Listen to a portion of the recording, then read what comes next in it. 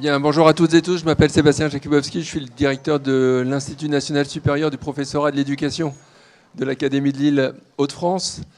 C'est un plaisir pour moi de pouvoir vous accueillir aujourd'hui sur le site INSPE d'Arras.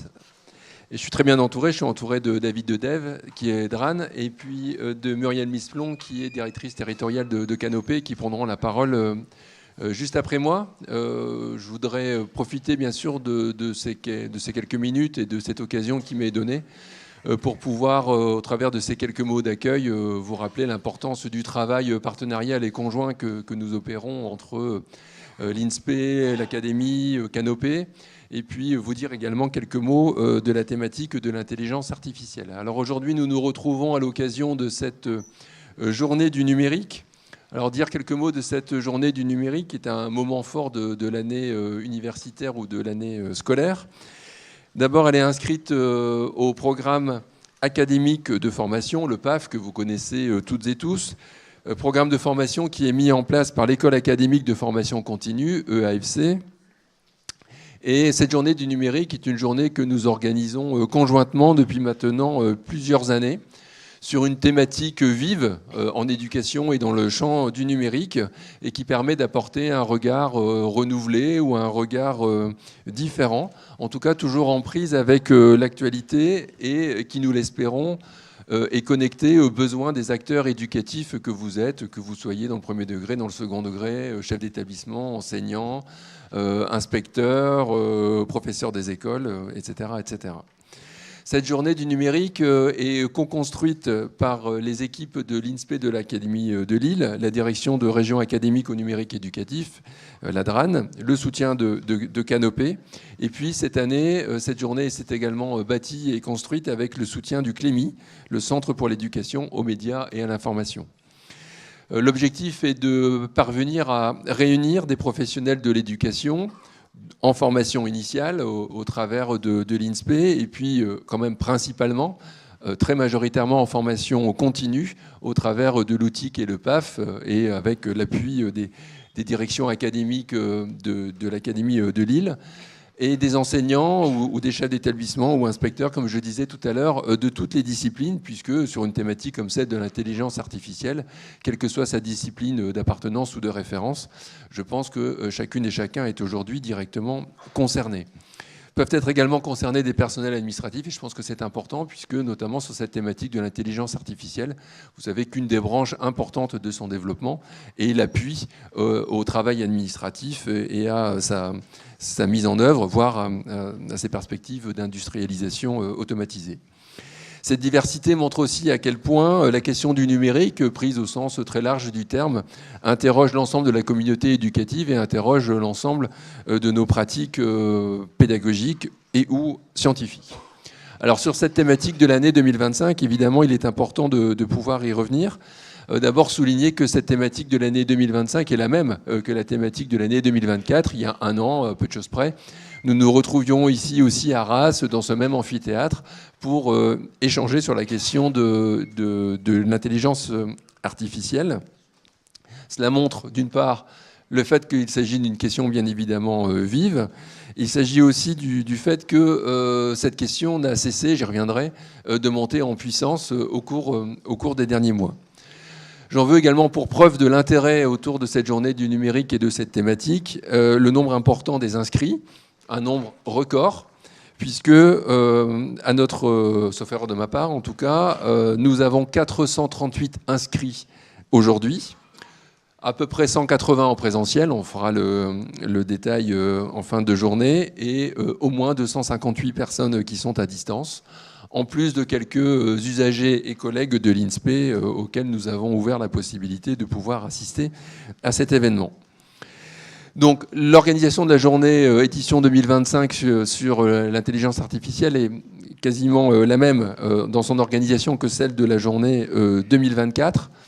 Il y aura un webinaire pour tous les inscrits qui est proposé par Canopé et par la DRAN, une table ronde qui permettra de revenir sur les apports de la journée précédente et d'interroger la manière dont ont pu évoluer les pratiques pédagogiques en lien avec l'intelligence artificielle, Des ateliers qui ont été remaniés et légèrement renouvelés et qui proposent également des entrées par niveau, initiation ou approfondissement par rapport à votre niveau de socialisation et d'acculturation des pratiques de l'intelligence artificielle, pour répondre à la fois à des publics nouveaux ou à des publics un peu plus avancés.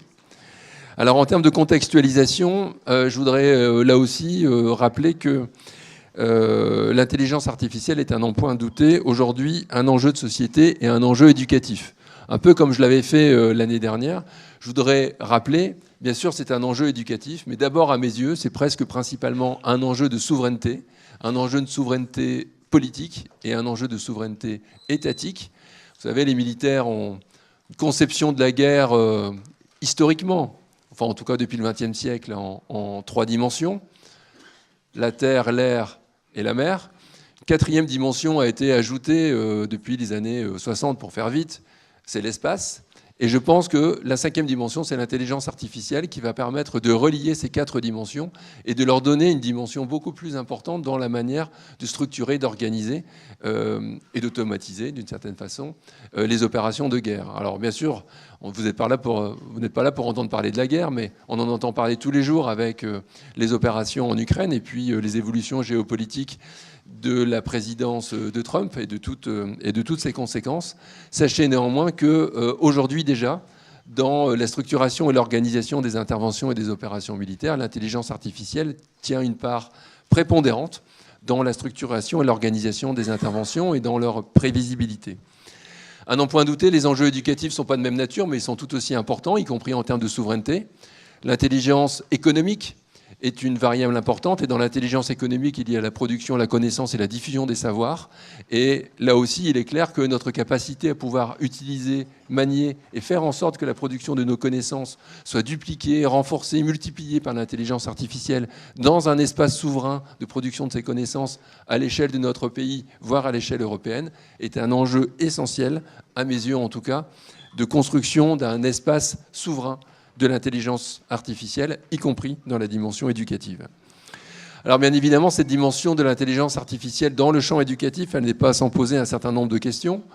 L'une des premières questions qui peut être amenée à se poser au-delà des questions de souveraineté, c'est la question de la démocratisation de la production des savoirs, la question de la mobilisation des outils qui sont connectés à l'intelligence artificielle, que ce soit des assistants vocaux, des outils de création artistique, ou encore bien évidemment des outils de l'intelligence artificielle dite générative, Mistral AI, ChatGPT, etc., qui nous aident, soulèvent également de nombreux questionnements à l'échelle de la société et nous amènent à envisager autrement la manière de pouvoir produire une action pédagogique à l'échelle de l'école et de l'ensemble de son écosystème.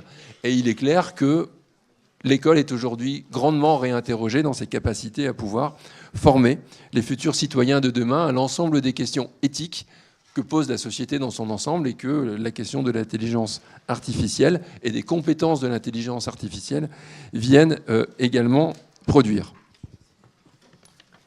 Je voudrais également dire que, bien sûr, l'intelligence artificielle est aussi un sujet de fantasme, mais surtout peut-être un sujet d'inquiétude qui nécessite une maîtrise de l'information, une maîtrise de la production de cette information, et peut-être aussi un travail de déconstruction, voire de démystification autour de cette thématique.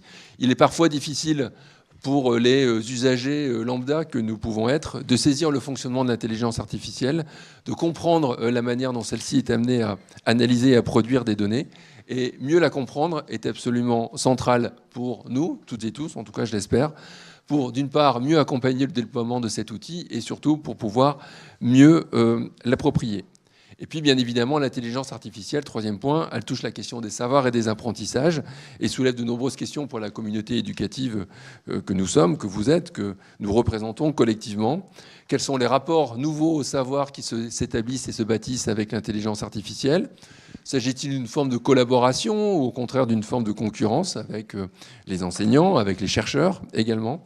Quelles sont les méthodes d'enseignement, d'apprentissage qui viennent être bousculés par le développement de l'IA générative, etc., etc. Alors vous l'avez compris, cette question de l'intelligence artificielle soulève de très nombreuses questions. Elle s'inscrit aussi dans une actualité aujourd'hui déterminante et centrale, et pas uniquement, je dirais, dans le champ de la guerre. Vous l'avez vu, très certainement, si vous êtes inscrit, c'est que le sujet vous intéresse. Il y a eu un séminaire international autour de l'intelligence artificielle organisé à Paris du 6 au 11 février 2025. Et dans le cadre de ce sommet, dans le cadre de ce séminaire ou de cette semaine de l'IA, s'est tenu un séminaire international ou un sommet international organisé par le président Macron et le président de l'Inde, qui a permis de soulever tous les enjeux de souveraineté, y compris de souveraineté juridique, autour de l'IA et autour de la gouvernance mondiale possible, envisagée, possible, je ne sais pas si elle est possible, mais en tout cas à envisager, de l'intelligence artificielle. Dans ce cadre, des nombreuses annonces ont été effectuées. Il y a notamment eu l'annonce de la création d'une fondation avec la participation de 61 pays, de l'Union européenne, de la Commission de l'Union africaine, qui se sont entendus sur un certain nombre de principes, dont notamment le développement et l'usage d'une intelligence artificielle plus inclusive et plus éthique.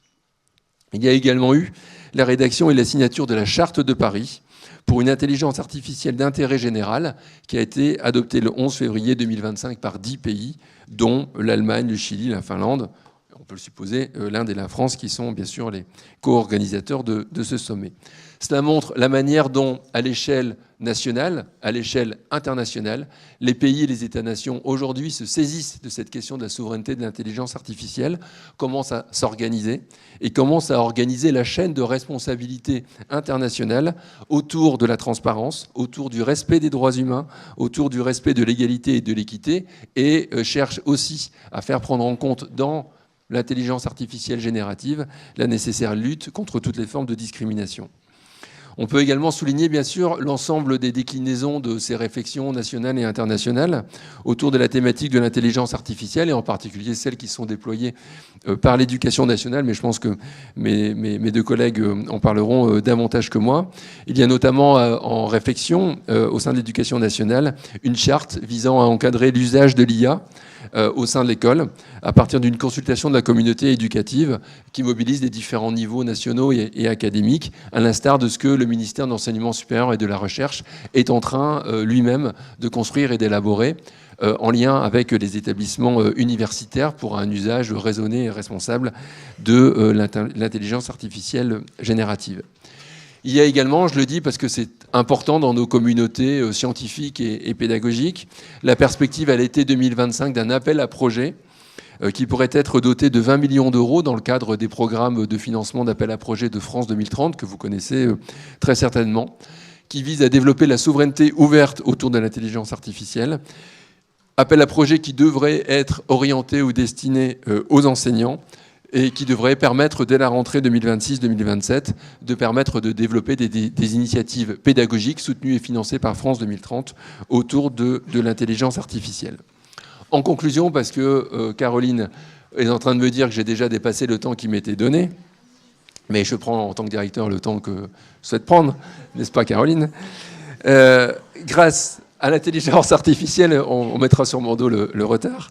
Grâce aux apports de la recherche, vous avez une table ronde avec un chercheur de l'INRIA tout à l'heure, aux échanges également pédagogiques, scientifiques et techniques, et puis bien évidemment à l'ensemble des acteurs concernés par la réflexion autour de l'intelligence artificielle au cours de cette journée, au cours des ateliers et au cours de tous ceux, avec la mobilisation de tous ceux qui voudront exposer leur point de vue.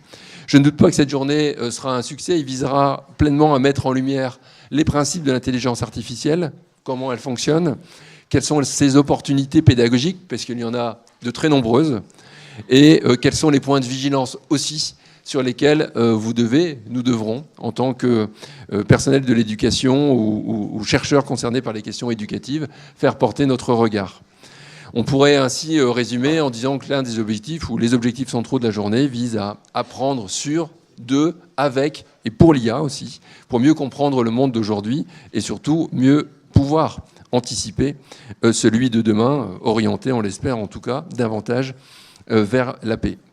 Pas revenir sur le programme de la journée en tant que tel, vous l'avez eu, et puis je viens de le détailler vraiment rapidement. Je voudrais pour terminer adresser mes plus profonds remerciements d'abord aux deux copilotes de cette journée, l'École académique de formation continue et puis l'ADRAN, adresser également mes remerciements au soutien, Canopé, au Clémy, à l'ensemble des intervenants, Canopé Arras, Canopé Lille, la délégation territoriale, plus généralement que représente Muriel, le Clémy de Lille, les sociétés Édifice et Latitude, les collègues de l'éducation nationale IRUN et IAN, les enseignants, les formateurs, en particulier bien sûr les formateurs de l'INSPE, et puis plus largement les équipes complètement mobilisées pour la très bonne organisation, en tout cas je l'espère et je n'en doute pas de cette journée, les équipes autour de l'INSPE, service innovation pédagogique, laboratoire et BU de l'INSPE, service formation continue, toutes les équipes sont ici, équipe recherche et développement, communication, audiovisuel, vous avez vu toute l'installation qui est à l'extérieur, et puis bien sûr l'équipe du site d'Arras qui nous accueille aujourd'hui, comme toujours, je n'en doute pas, dans les meilleures conditions possibles. Voilà, merci à toutes et tous et très belle journée d'études autour de l'intelligence artificielle. Merci à vous.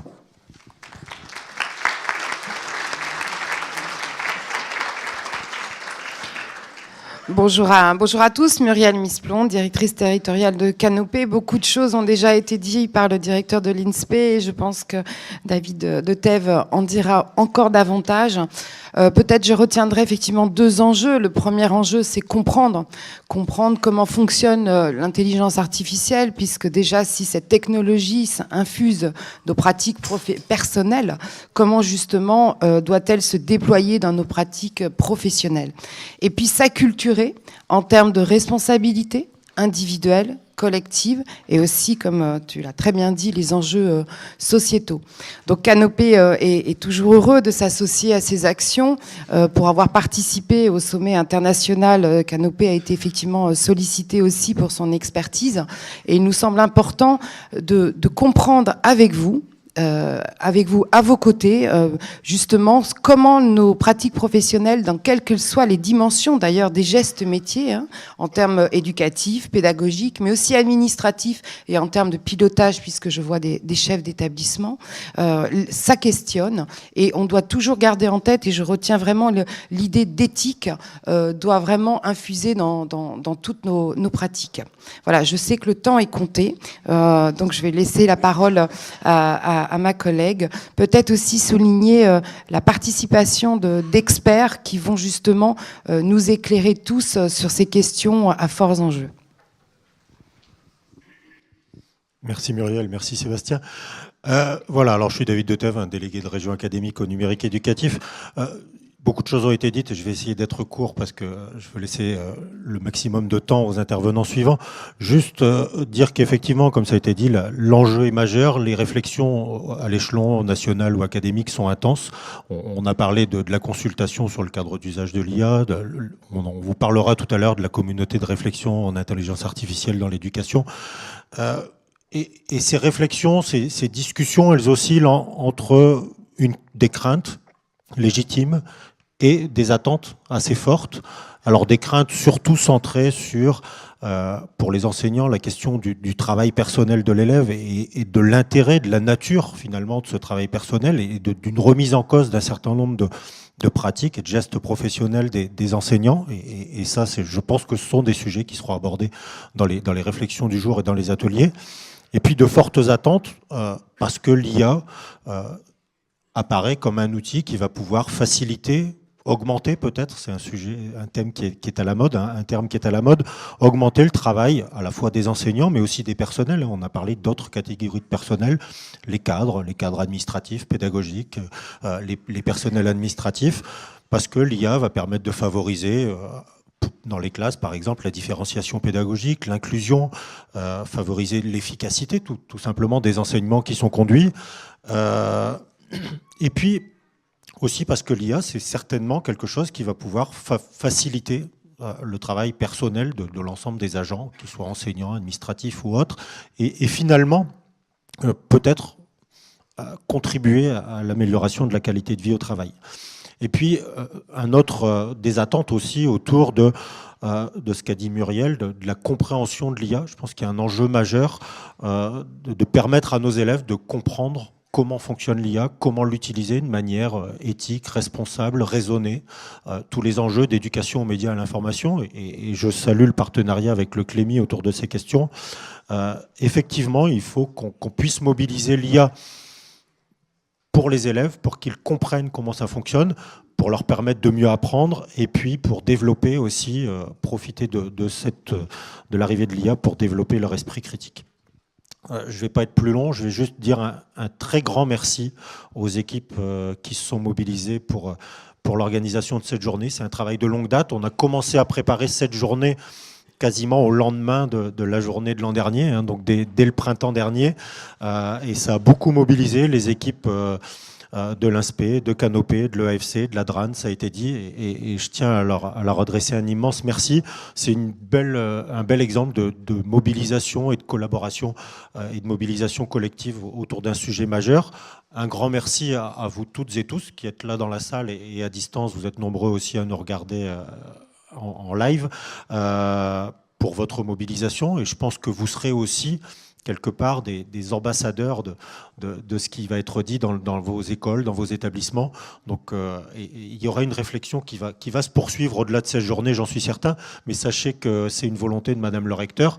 On est en train de travailler un plan très ambitieux de formation de l'ensemble des personnels de l'Académie et de la région académique à ces questions de l'intelligence artificielle. On y travaille avec nos partenaires, avec Canopé, avec tout le monde, et on proposera des actions en direction de l'ensemble des personnels pour acculturer à l'IA. Je pense que c'est un enjeu majeur.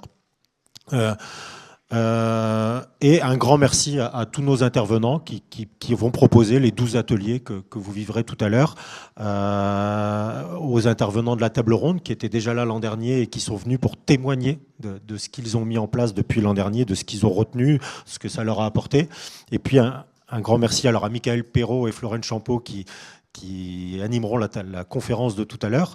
Michael Perrault qui est chercheur à l'INRIA. Et puis je laisse tout de suite la parole à Axel Jean et Clément Fantoli. Axel Jean est chef du bureau de l'innovation numérique à la direction du numérique pour l'éducation au ministère. Et Clément Fantoli fait partie de son équipe. Et ils vont tout de suite vous parler des enjeux de l'intelligence artificielle en éducation. Un très grand merci à toutes et tous et une excellente journée de réflexion et de formation.